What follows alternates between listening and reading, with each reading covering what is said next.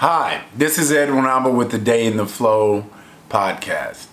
I really like to thank you for tuning in, and I would encourage you to please click the subscribe button, give a thumbs up to the video, and also click the notification bell icon and select all so you can get notifications whenever we upload new content. That's on every Monday to get your week started, every Wednesday during Hump Week to help you make it through the weekend. Again, Edwin Amba with the Day in the Flow podcast, and today is a very special video. I'm interviewing a very, very powerful, strong, extremely intelligent, inspiring woman who's led a very interesting life. Her name is Sara Armstrong. She's an author, best-selling author. She's a motivational speaker. She just has a very interesting story that I hope will be uplifting to you and you be able to get something from her. Thank you so much for tuning in. I'll be right back with Miss Sara Armstrong.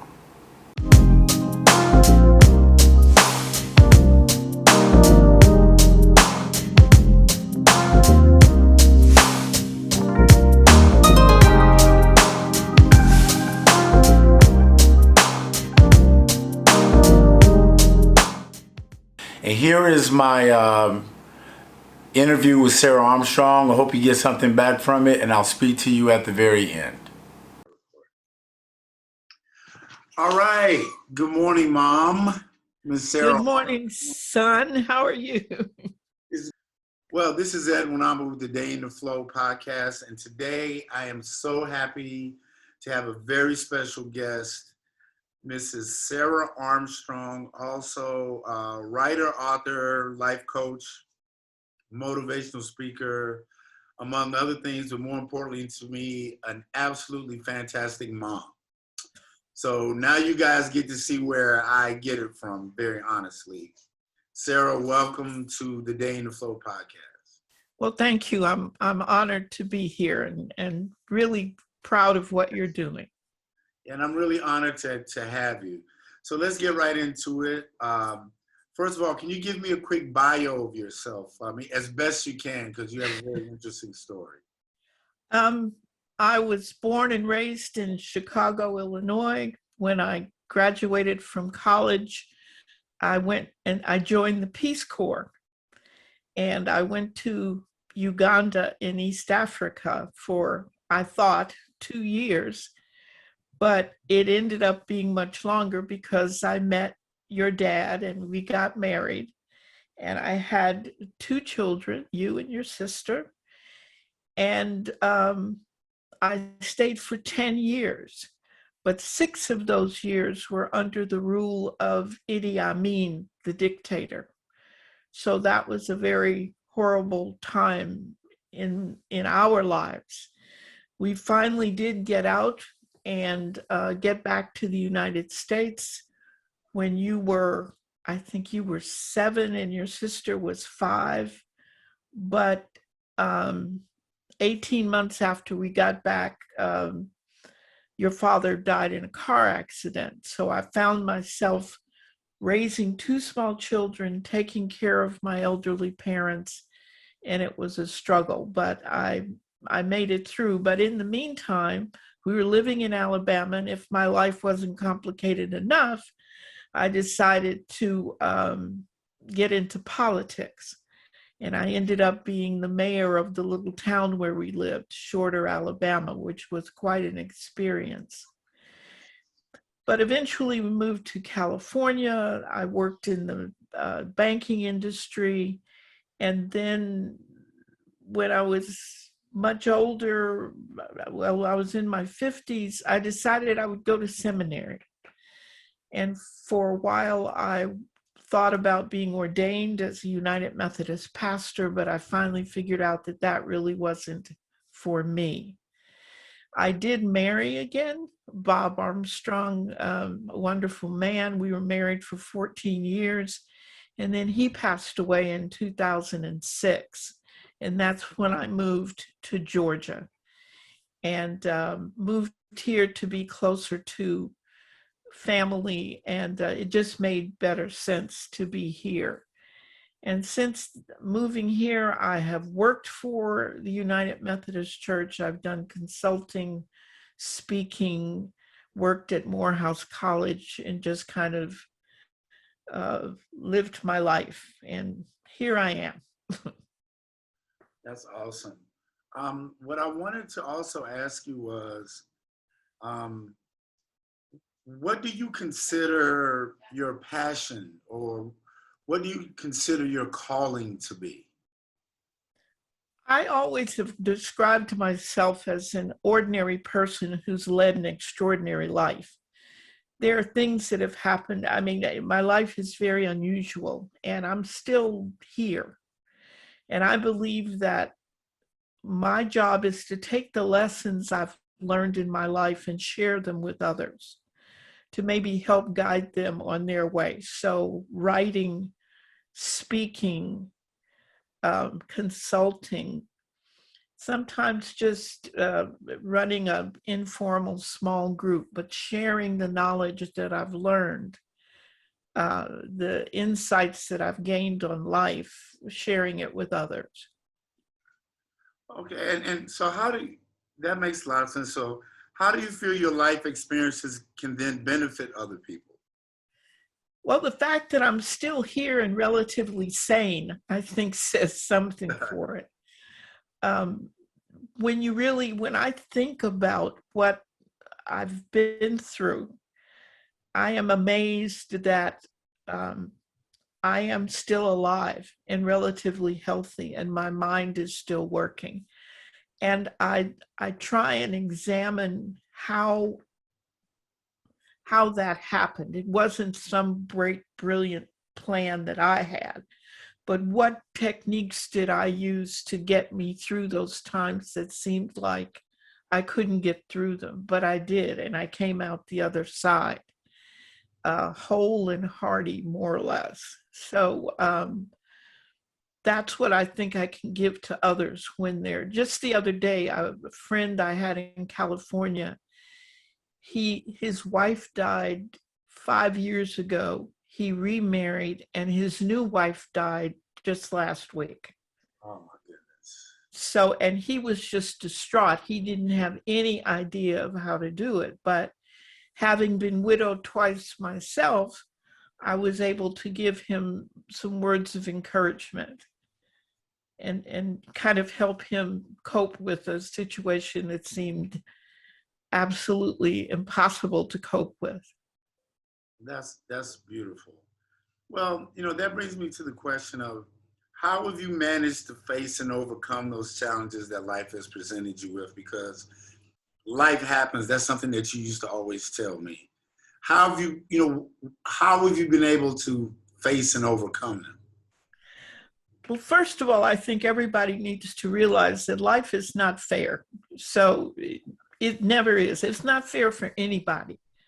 So when people say, oh, this happened to me and it isn't fair, no, it isn't. And there's not enough money or power or whatever in the world to make life fair. It just isn't. So you have to come with that realization.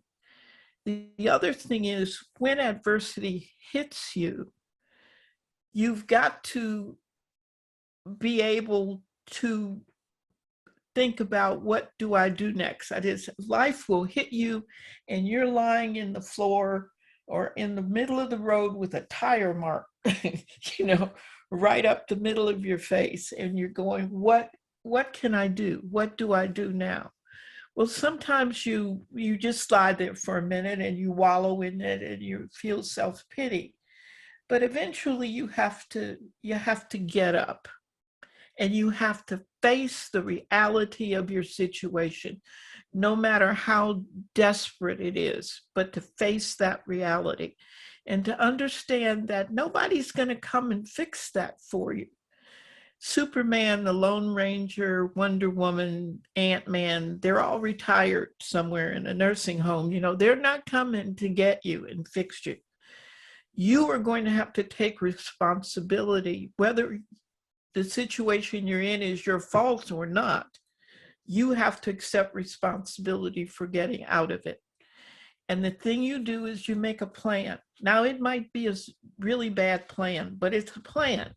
Yes. What do I need to do first? Okay. And you try and do that thing, and you just keep modifying that plan and working that plan until you begin to get where you need to be. But on the way, ask for help. I think our pride gets us. I know mine does. I don't want to ask anybody. I don't want to look like I'm weak. I don't want to look like I'm not a smart person. Ask for help. Find somebody who has been in a similar situation that you are in and ask them what they did. There are support groups for everything. Whatever you're struggling with, single parenthood, divorce, whatever, find that person who's been through what you've been through and learn from them and keep going. And you also have to have some kind of faith. You have to depend on something that's greater than yourself, whatever you may call that, God, Allah, the teachings of the Buddha, whatever. But there has to be some force that you lean on and that you learn from. Because if you think you're the hottest thing out there, you're in trouble. Wow, that's really deep. Now, really quick, I wanted to do this little quick fire thing, maybe a sentence or two on these 10, I think, things or words and what initially comes to your mind when I say them as far as it relates to what you spoke on. So Okay. Number one, adversity. Adversity happens to everybody. Adversity is about not what happens to you, but how you react to it.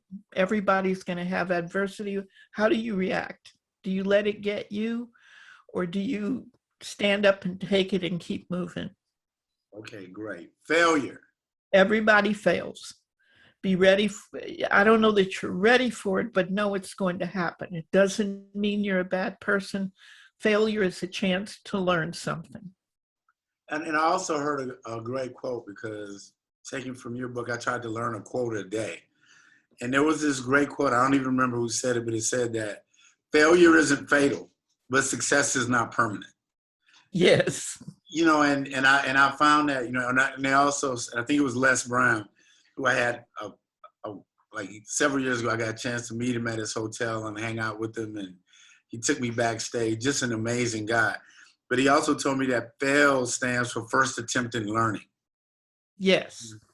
And I found that those have been my most memorable, painful, but poignant, meaningful lessons is when I've fallen flat on my face and had to get back up. And that brings me to something that kind of ties into failure, depression. It is, if you're not depressed, you don't understand the situation. I mean, depression is something that I think more people experience than admit it. And the trick of it is, once again, is to face it and to say, this is how I feel. I'm lethargic. I don't want to go anywhere. When you're not right. And that's the biggest thing, is to reach out and get some kind of help. That's been very hard for me, but I've done it. Yeah, I remember dealing with, my PTSD and my depression and anxiety. There was a culture where it felt like it was weakness. Yes. It was a stigma. It was a black mark that you were weak. Suck it up and drive on. Yes. I remember one time going to my primary care physician at the VA, and there was it's crazy about the simple things in life, but it was a little bitty poster up on one of the partitions, and it said, "Real warriors ask for help." Yes. And that's always stuck with me. And that leads me to depression. Also comes anxiety. I really am a person who can make myself very anxious for absolutely no reason. I start getting in my head, and what if, and if that happens, and if that, and then this goes, and then the sky is going to fall. sometimes you have to say whatever it is you're worried about, what is the worst thing that can happen? If this thing that's making me jump around, what is the worst possible outcome? And is that something I will survive? Probably, if you really think about it. You might, well, I might lose my job. Yeah, you might, but you might not. So put it in perspective. What's the worst thing that can happen? And know that this too will pass. You'll get past it and you'll go on to something else. But twisting and spinning doesn't help. No, especially worrying about, and which I have a tendency to do, is worrying about something I have no control over. Exactly. There's absolutely nothing I can do about it, but yet, and I also project, not only is it going to be bad, it's going to be the worst thing that's ever happened to me in my entire life that I might not even survive. And then it just doesn't even. And everybody will hate me and nobody will love me and I'm going to go eat worms. Right? I think myself into circles, which leads me into fear. What has been your key to overcoming fear? Well, there's so many acronyms for fear. False evidence appearing real is one. It's something you believe it's going to happen and it's not really real. There's a lot of that going on in the world today. But you have a choice. Fear can mean forget everything and run, or face everything and rise. If you run, you're going to run. You're constantly going to be looking over your shoulder. And if you're looking that way, you can't even think about what's ahead of me and you'll run into a lamppost or something. Yeah. So whatever it is you fear, you got to turn around and face it. You might need help to do that, but you have to face everything that you fear and you will rise above it. Well, as you can see, there were some technical difficulties, but I think the interview still went well, so I decided to run with it. Sara and I have scheduled another much longer, more concise interview, but I'm going to follow this up with her contact information is going to be down below in the description of this video. I hope that you gained and you gleaned something from this. And again, follow me on Facebook and Instagram. And also, if you gain something from this, please click the subscribe button, a thumbs up for the video, leave me some feedback, click the bell notification icon and select all so you can get real-time updates of when we post new content. And I'd just like to thank you for tuning in. And again, I hope you really got something from this. This is Ed Wanamba with the Day in the Flow podcast. And as I always say, I love you and there's nothing you can do about it. Namaste.